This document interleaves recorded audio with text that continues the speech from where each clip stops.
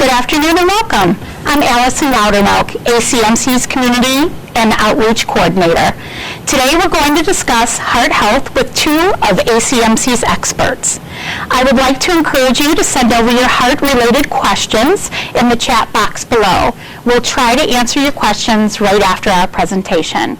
The first 200 people who register in the prize giveaway link below will be mailed a free exercise band from ACMC. And you can also enter to be in our drawing to win our Fitbit.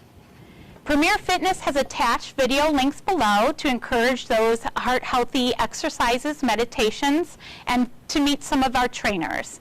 Please check those out and please enter to win the Fitbit.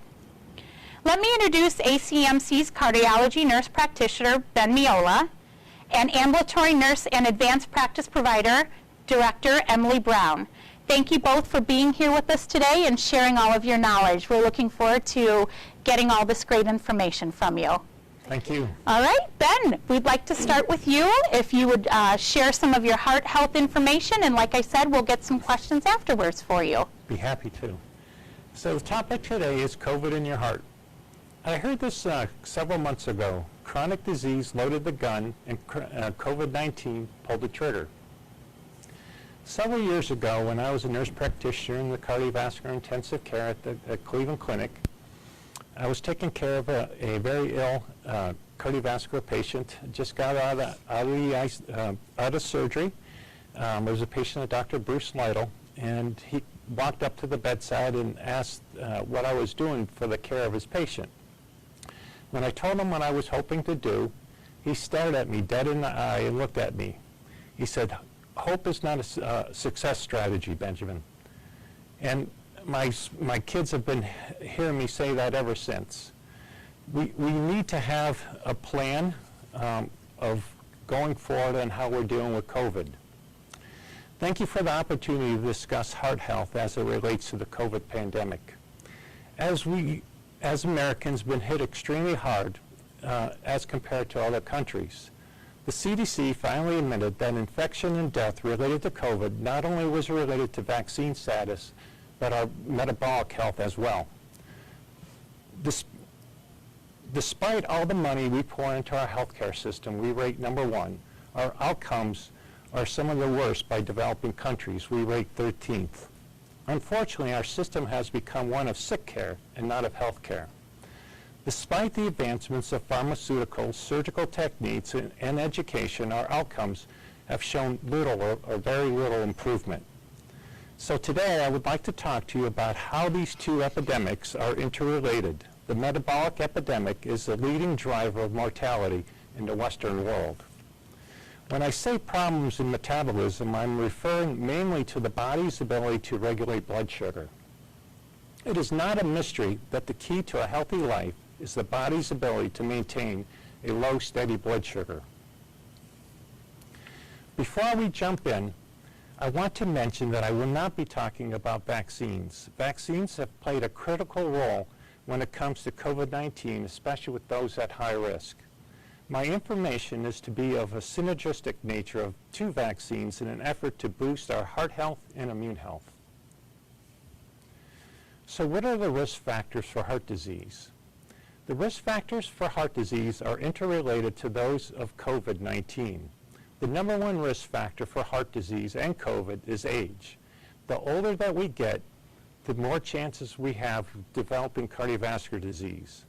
Another risk factor is smoking. Another risk factor is hypertension, lipids, obesity, a sedentary lifestyle, and diabetes. These are all interrelated between your risk of developing COVID and severity of symptoms and your outcome. In 2021, UNC studies show that 88% of adult Americans have at least one marker of being metabolically unfit. They define being metabolically unfit as having a blood pressure greater than 130/80, triglyceride level greater than 150, an HDL level less than 50 in males, less than 60 in females, a elevated hip to waist circumference, a fasting blood sugar greater than 105, or a hemoglobin A1C of greater than 5.6. A recent study from the UK compared those patients with one or fewer comorbidities. Patients with 2 comorbidities had a 50% increased risk of hospitalizations and a 70% higher risk of death due to COVID. Patients with 3 or more comorbidities had a 70% risk of hospitalization and 130% risk of death due to COVID. According to the CDC, 6 out of every 10 U.S. adults have one chronic disease and 4 out of 10 have 2 or more chronic diseases. Chronic disease is responsible for 41 million deaths worldwide, or 71% of global deaths annually. That's roughly 8 times the amount of people who have died from COVID thus far. I don't say this to underplay the destruction that COVID has caused, but I do want to cover another perspective of why we're having such a rough time with this virus.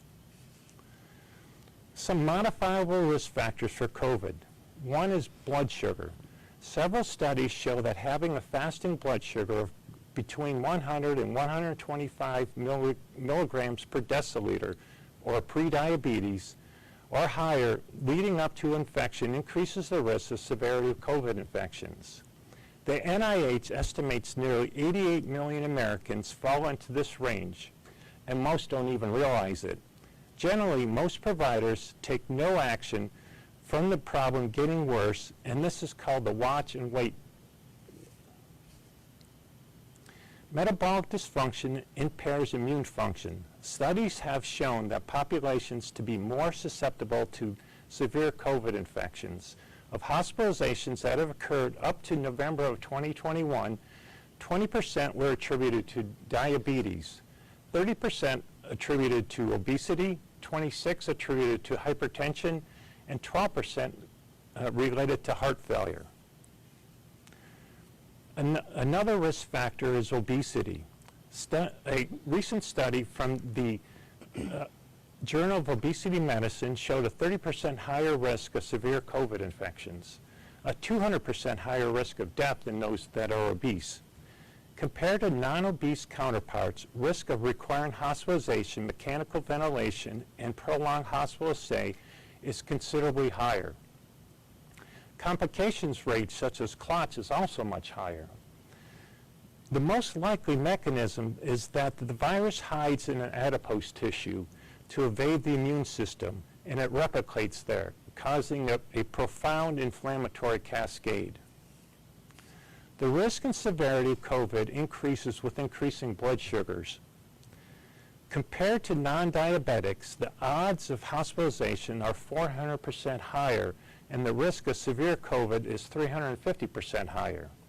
According to the CDC, 90 to 95% of the 34 million Americans that have type 2 diabetes, which to summarize means the risk for hospitalization and severity of COVID infection was primarily due to insulin resistance, the primary driver of type 2 diabetes. Our nutrition status significantly impacts our immune system's ability to handle infection. If our immune system does not have what it needs to respond appropriately to the virus, we will have a challenging time fighting it off. It's sort of like going to war without the proper ammunition. You're setting yourself up for failure. Poor metabolic health and insulin resistance are directly related to the standard American diet. This diet is high in ultra-processed foods that contain processed wheat, corn, and soy. These foods also contain high fructose corn syrup and processed seed oils. Studies looked at the quality of diet as it related to COVID infections. Participants were from both US and the UK. They found that diets that contain high quality protein, diets that participants ate 2 to 3 servings of fatty fish per week. They were high in plant foods and fruits, low in starches, found a 41% risk reduction in contracting COVID. I hope this sounds familiar to everybody because this is online with the diet the American College of Cardiology recommends to prevent heart disease. Here are some of the top nutrients we know that boost our immune health. Vitamin D. Vitamin D has probably gotten the most amount of press lately. its role in reducing mortality and adverse COVID outcomes is very significant. More than half of the hospitalized patients had severe vitamin D deficiencies at levels below 20 nanograms per milliliter. The ultimate sweet spot for vitamin D is between 50 and 80. Supplementing with vitamin D pre-infection reduces risk of ICU admissions by 60% and adverse outcomes by 75%. Plus, it has been shown to have a role in treating post-COVID syndrome or long haulers. Another little known nutrient is sulforaphane. This powerful nutrient that enhances your immune system by boosting your master antioxidant known as glutathione. Glutathione, think of vitamin C on steroids. Low levels are associated with a greater risk of infection, severe disease, and death. If you Google sulforaphane, you're going to find about 1,000 articles about the effects of sulforaphane on reducing your risk of cancer, especially prostate cancer. Another nutrient that is well known to most of us is omega-3s. Adequate dietary intake of omega-3 foods like salmon, sardines, and other fatty fish raise your omega-3 index. The omega-3 index is the percentage of omega-3 that's found in your blood. Is associated with improved immunity and lower risk of cardiovascular disease. Another one of my favorite nutrients is something called quercetin, or sometimes pronounced quercetin. This is a potent antioxidant that binds to the COVID spike protein and inhibits an enzyme needed for viral replication. Quercetin supplements effectively reduce the length of hospital stay, decrease viral load, improve symptoms, and reduces tissue damage. One other common nutrient that people are using is zinc. Zinc is also another keystone nutrient that helps your immune system shut down the virus before it starts replicating. Zinc deficiency is super common. One caution about supplementing with zinc, and what we're seeing is copper deficiency. By taking too much zinc, you can deplete your body's stores of copper. The supplementation of zinc to copper should be at a 10-to-1 ratio. The protocol. This protocol is recommended to support your body and restore confidence in yourself and your body's natural ability to stay healthy and fight infections. Eat high-quality protein, more plants and fruits, along with healthy fats. The jury is out. Diets rich in quality protein like grass-fed meats, fatty fish help maintain muscle mass. Muscle mass is our largest organ and chief contributor to our immune health. Eating diets high in plants are full of nutrients and immune-boosting polyphenols and DNA methylators. These foods are associated with less diabetes, hypertension, and heart disease that reduce COVID infections. Don't forget the healthy fats such as nuts and seeds, olive oil, avocado, and olives. And cut the crap. Eliminate the ultra-processed foods that contain highly processed grains, simple sugars, especially those that contain high fructose corn syrup, seed oils, and cereals. So, some supplements, some sources of these immune-boosting nutrients, vitamin D are commonly found in fatty fishes, mushrooms, and let's not forget sunshine. Vitamin C, you're going to find those kind of foods in citrus fruits and broccoli. Magnesium, high sources are avocados and dark chocolate. Omega-3 also are fatty fishes. Sulforaphane is found in cruciferous vegetables, and my favorite source of sulforaphane is broccoli sprouts. Quercetin is commonly found in apples, garlic, shallots, onions, and berries. And zinc, the most popular source is oysters. Knowing where your metabolic health stands and where you might need to increase your levels of specific heart and immune supporting nutrients is critical. You can talk to your healthcare provider for lab tests that are in optimal ranges. Some of these lab tests can include your fasting blood sugar, fasting insulin, lipid panels, hemoglobin A1C, vitamin D, homocysteine, omega-3 index, CRP, which is a marker of inflammation, ALT, and uric acid. Physical activity is the best medicine for long-term health. A sedentary lifestyle is a risk factor for your heart health, brain health, and immune health. The vast majority of my patients that I see in the cardiology department get less than 2,000 steps per day.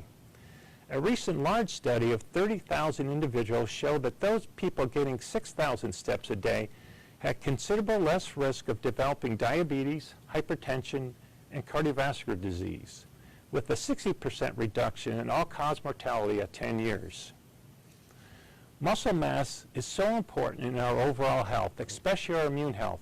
Muscle is where 80 to 90% of glucose is stored. By losing muscle in combination with the standard American diet, or SAD, is the primary reason for the rise in metabolic diseases.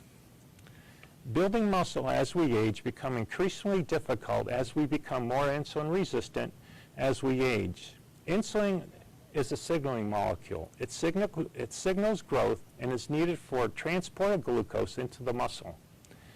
Muscle also becomes less sensitive to protein. If we leave this unchecked, this can lead to sarcopenia, muscle wasting, and frailty. I'm often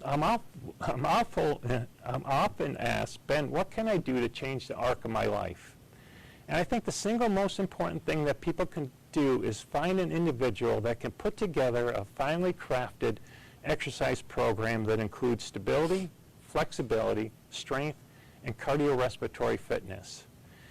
Having a cardiorespiratory fitness that is defined as elite, defined as the upper 2.5% of the population as compared to being below average, is a relatively risk reduction of 5-fold of all-cause mortality.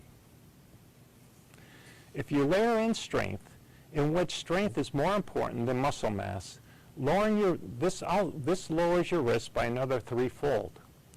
But don't be dismayed. So you have no interest in becoming elite.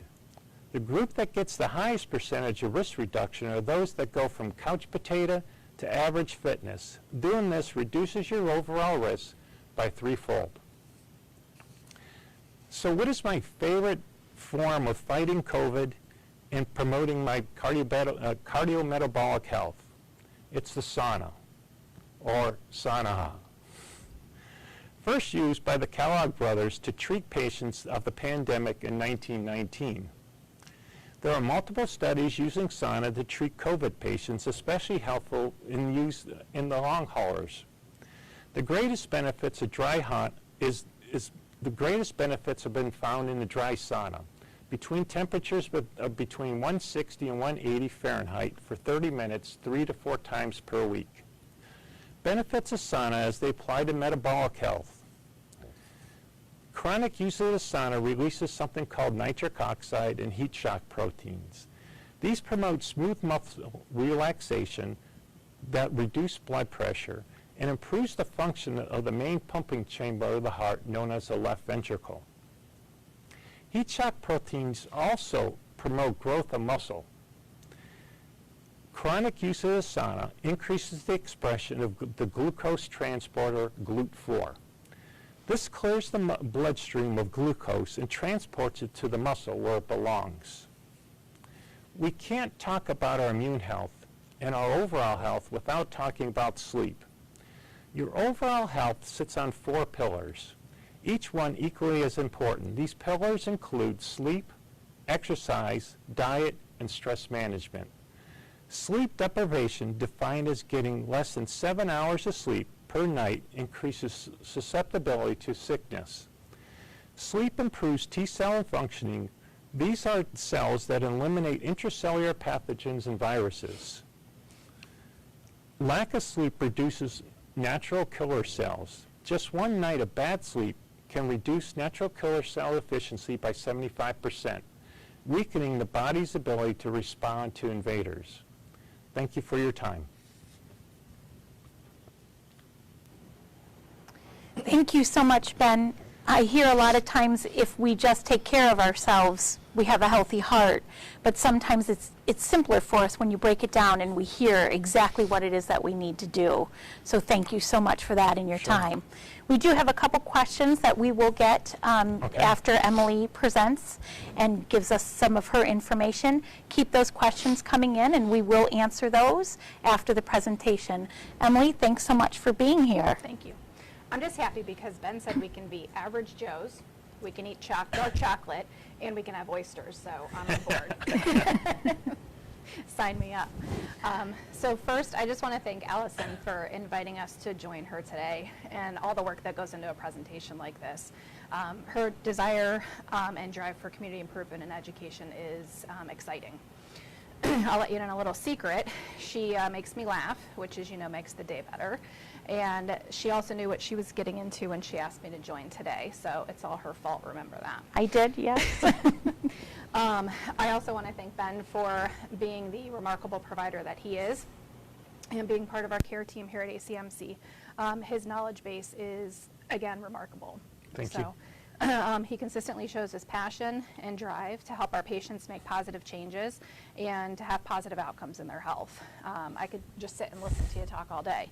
So, as you heard through his talk, the prevention and treatment of comorbid diseases makes a diagnosis less daunting and less altering to your life. If we can focus on the improvements that we can make to reverse damage and disease, especially with the help of someone like Ben, then why wouldn't we power forward? Again, thank you, Ben, for just being you.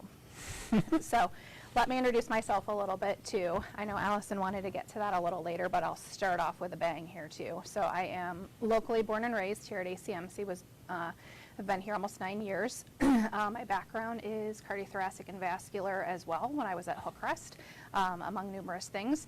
And through my time here, I've been a nurse practitioner in family practice, and then transitioned over into more of an administrative role now, especially since COVID has hit. So I now lay the title of Director of Advanced Practice Providers and our Director of Ambulatory Nursing. We joke often that I am the COVID queen. So when sitting down to make notes for today, I did joke with Allison that my 17-month-old grandson is currently obsessed with Shrek. So I could relate that talking wouldn't be a problem today because, as Donkey said, I love to talk. I'm the tonkest dang thing you ever saw. Now, getting me to stop, that's another feat in itself. So I know that COVID's been part of my life 24/7, 365 since March of 2020. I know it's impacted each and every one of you in one way at least, but most of you in multiple ways. I think that it's very important that we talk about what we've done as a health system, just to show why it's important to promote health access, decrease disparities, and health promotion. I'm proud to be part of ACMC during this time and to help ensure that we're supported as we've taken care of our community as well as our caregivers. We found ways to continue to provide safe care during some of the harshest times. We set up a COVID swab tent that was fully functional in 17 hours. We have a vaccine clinic that was a site that was set up large enough to accommodate 400 or more patients a day. And we couldn't have done this without the care team that we have here. My amazing team members are wonderful. I've sat through countless meetings, had multiple sleepless nights, more than multiple. And I'm not sure how many positive results I've discussed with patients and their plan of treatment afterwards. Vaccine questions are never ending, and I'm open to all of those. So feel free if you wanted to ask those on these, we can do that, but that's not the promotion of our talk, but I have no problem answering those. We should be thankful for the community readiness and camaraderie that's happened over the last 2 years as well. Without the hard work that was put in from our other health partners, including hospitals, health departments, EMA, our commissioners, city managers, our school districts, and even our libraries, we as a community would not be where we are today. We came together without pause, supported one another, and conquered whatever challenge arose, and will continue to do so for all of you. So now that we, as ACMC, are 40,000 swabs deep, 10,000 vaccines deep, we're finally starting to see a little bit of light at the end of the tunnel. though we cannot give up our diligence just yet, we are closer than we were yesterday to finding a better balance. As Ben said, we're both pro-vaccine, but that's an education session for another day, as today we're focusing on healing your heart from the effects of COVID. COVID, as we've all learned, is unique to everyone it encounters. It's a virus, and viruses mutate. So it's the same as the flu, or have anyone, I'm sure all of you have had a GI bug run rampant through your house, and you know that everyone has different symptoms, and somebody's always going to get it twice. So I kind of look at it like COVID is our toddler, it's our teenager, or the weather in Ohio, that though there's an underlying consistency, you're in for an ever-changing ride. You may have a mild case with no medical history and be completely asymptomatic. You may end up fighting for your life even though you've never taken prescription medicine in your life. As you learn from Ben, having comorbidities impacts the inflammatory process that your body goes through, which affects your outcomes significantly. As the body fights off the damage caused by this inflammation, which is called a cytokine response, healthy tissue can be damaged as the natural response ramps up too much. Cytokines are these small proteins that trigger responses while they're hanging out on the outside of the cell waiting for that invasion or trigger. They're good things, but sometimes getting them to shut off is our issue. So they're crucial in controlling that growth and activity of the other immune systems and blood cells. When released, they signal the immune system to do its job. They're produced in response to invading pathogens. They stimulate, they recruit, and they promote immune cells. They kind of jumpstart. This is why there's been so much focus, as well as so much controversy, on the treatment as we learn more about targeting these cytokines to prevent organ damage with COVID. The goal is to control that natural storm that happens with how our bodies provide immune responses. This is where the different treatments come in, and this is where we'll continue to change as we learn more about this ever-mutating virus. We, even as a smaller community health system, have been blessed to be able to work diligently to offer all treatments locally and having to outsource very minimally. So we've been able to keep you close for your health care, which also makes a huge difference in your outcomes.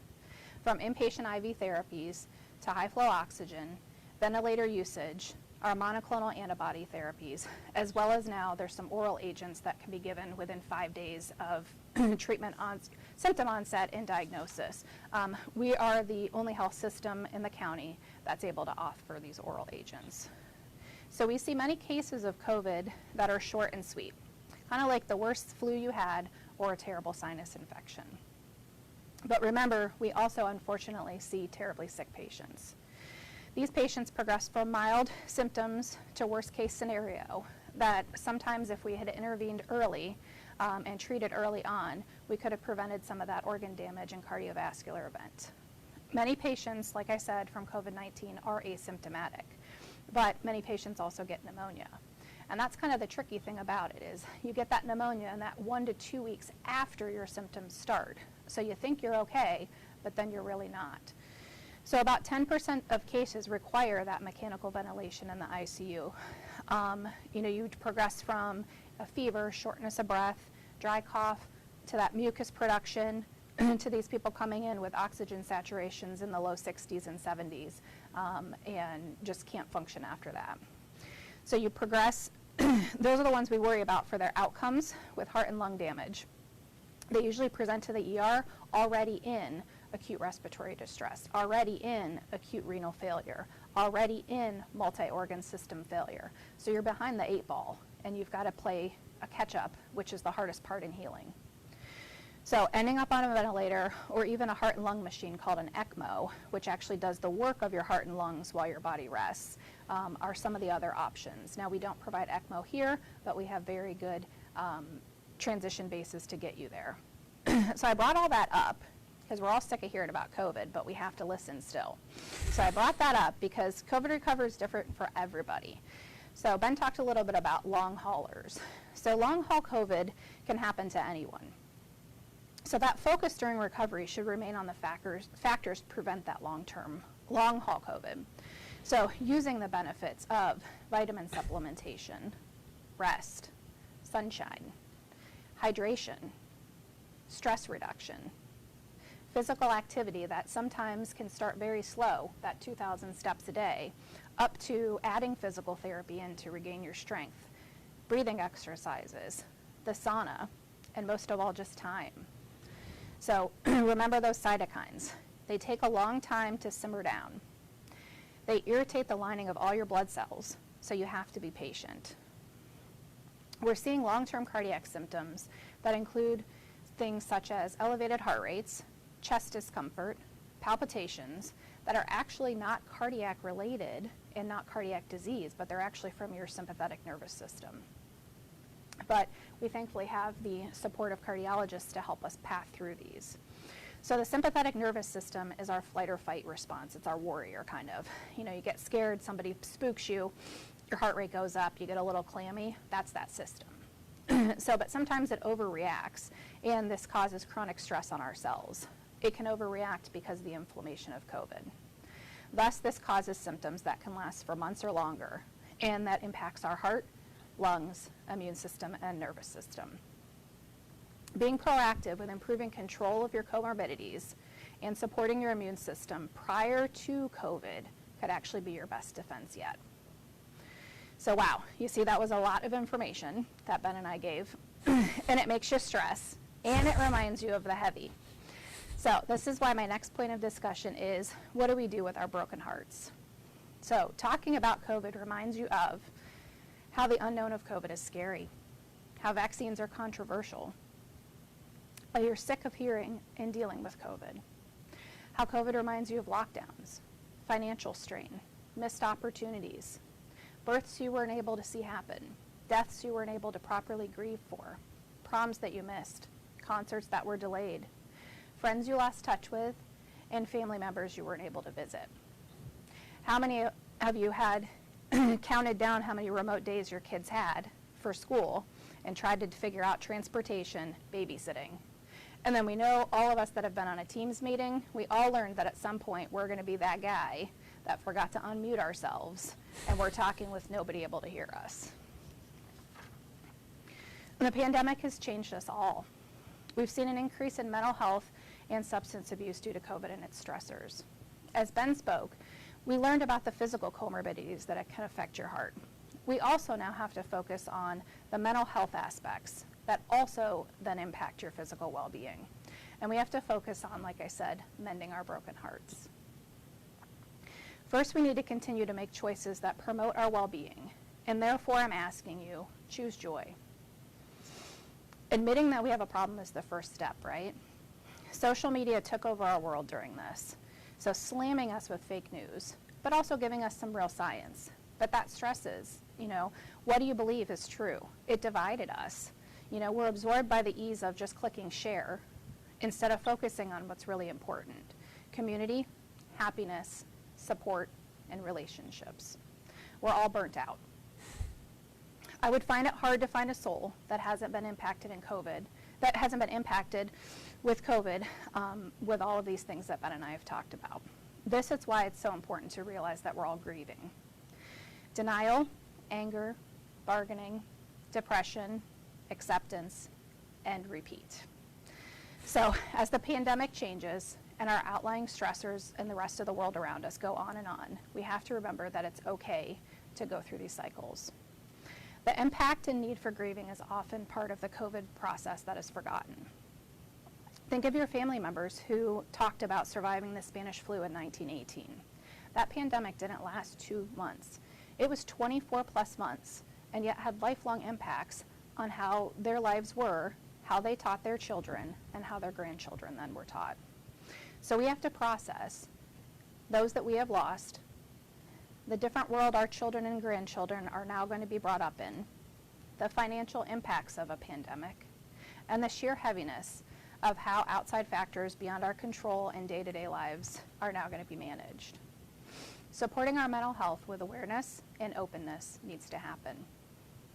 So by using physical activity, limiting social media, or at the very least, how we choose to let it affect us, making healthy food choices, using medications, using meditation, using vitamin supplementations, counseling, family and friend support, reading, cooking. Remember, we can have dark chocolate and oysters. Journaling, and my all-time favorite is snuggling with my puppies. But remember that happiness is a choice, and it's contagious. So we have to remember that we're all in this together, even though we've been impacted differently. I myself am actually 7 weeks post-COVID with a neuromuscular disease.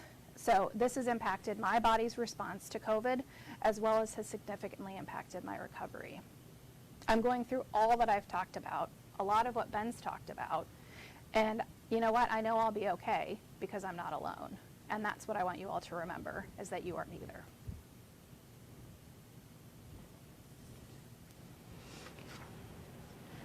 Thank you so much, Emily.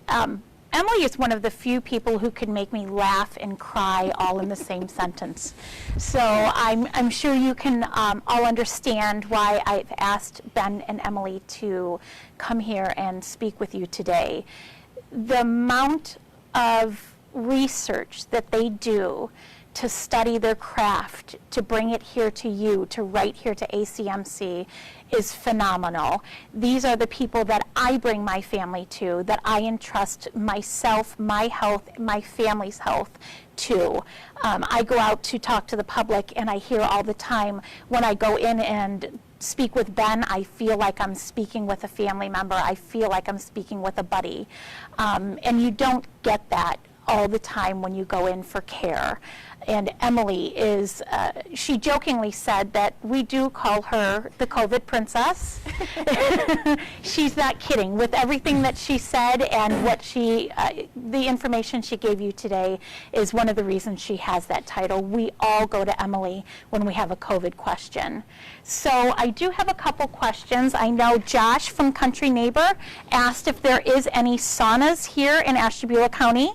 Premier Fitness does have one. It is closed right now because of the COVID count. We're hoping when that number goes down that we'll be able to get that sauna opened back up again. I know Ben is chomping at the bit to get back in there. So Ashley Ransky asked, what is the greatest indicator of heart health issues? What is the top indicator that people should look for or know when they're having some health issues?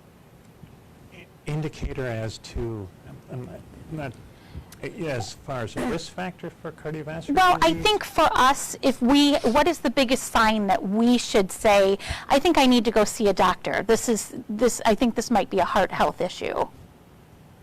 Well, I think the main thing is what I pointed out earlier was that we focus more on sick care versus well care, in the fact that it shouldn't come to that. It should. You need to be proactive in your health. You need to see your primary care doctor on at least an annual basis to get some baseline blood work, to get some baseline on how well you're doing. Most people present when they're sick. How many people actually present when they're well? Well, yeah. And I really think that's the key right now. I mean, there's new tests. So just this year, there's a test called GRAIL. So this test is it's a liquid biopsy. So most people present with cancer when it's way too late. If you present with cancer at stage 3 or stage 4, your chances of survival are less than 20%. Okay, this test now, it's going to be able to pick up cancer, 50 different cancers in your blood.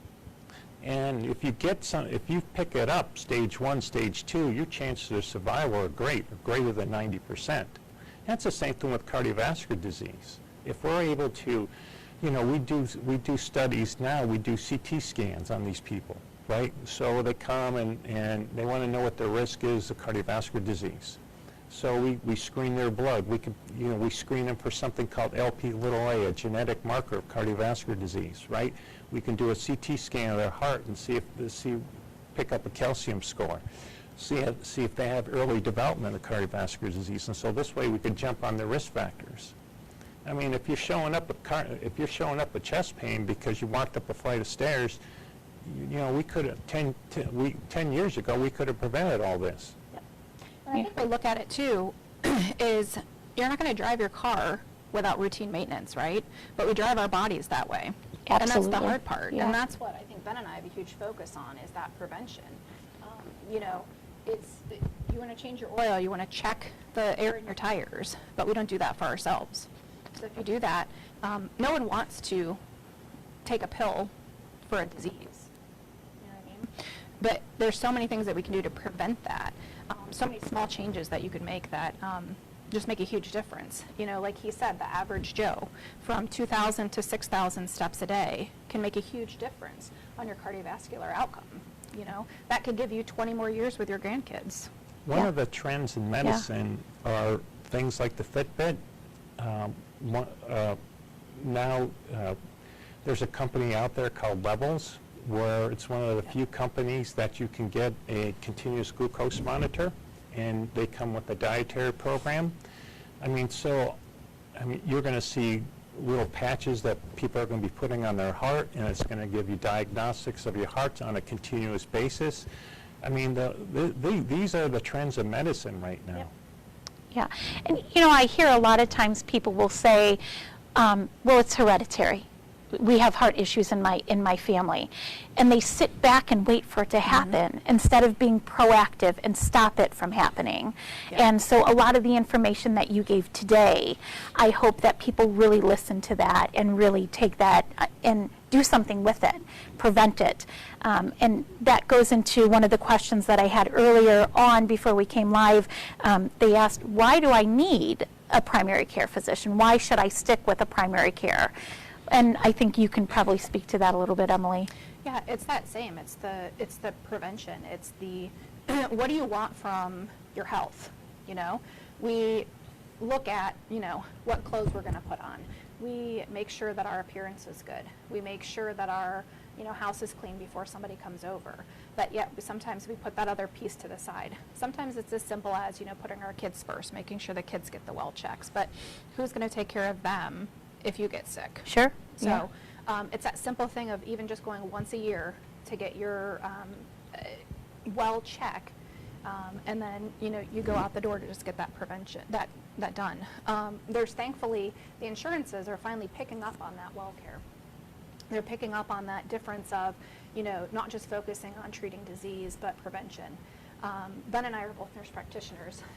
Our basis with education was also that, you know, prevention of disease. So yes, diagnosing, treating, we're really good at that. But I don't want to have to treat you for hypertension and diabetes. I don't think you want to treat anybody for heart disease either, right? Well, I make more money that way. You make though. more money, Right. right? Yeah.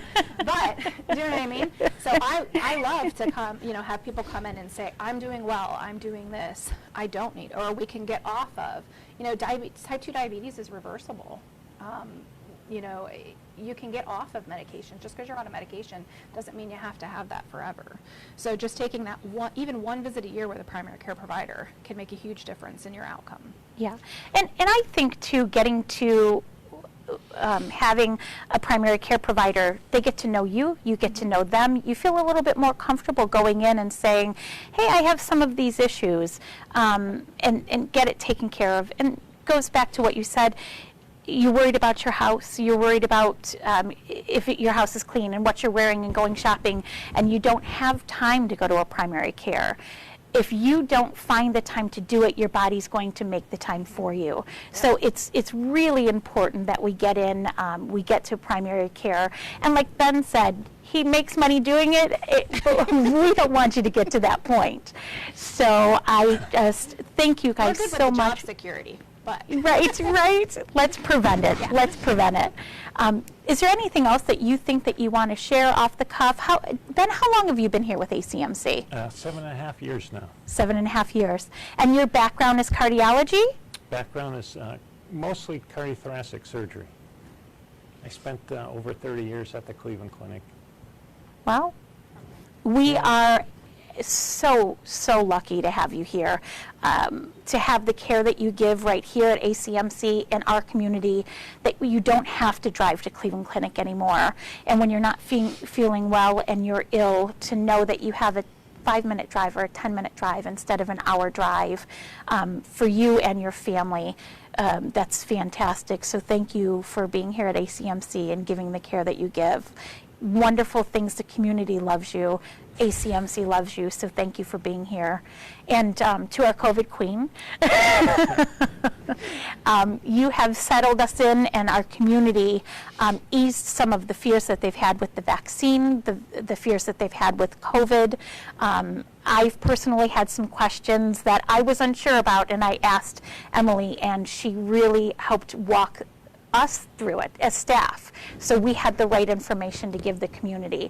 And again, right here in our backyard, this wealth of information about COVID and about the vaccine. Please reach out to us and let us know if you have any other questions. Do we have anything else coming in, Mary Kay, that we need to answer? No, I didn't see any other questions. Okay. I'd like to thank you again for all of your time and your help and everything you give to ACMC and what you give to the community. Thank you so very much. And I'd like to thank all of you for attending and reaching out to ACMC via Facebook. I wanted to remind you, Mary Kay shared a link so you can get this exercise band, register for that, and we'll mail this out to you. And Premier Fitness has some exercises that you can do with these to keep your heart healthy. We can start on the couch, and we can get you up and move you to a stand up and get some exercises going. I'd also like to thank John and Desiree Thompson for the donation of the Fitbit. You'll see when you register that you will be in the drawing for the Fitbit. We will announce that early next week, probably Monday or Tuesday of next week, on our Facebook, who the winner is, and we will reach out to you probably Monday or Tuesday. So thank you so much for being here with us. If you have any other questions, please go ahead and put those in, and we'll try to answer them later on today. Have a wonderful day. Thank you.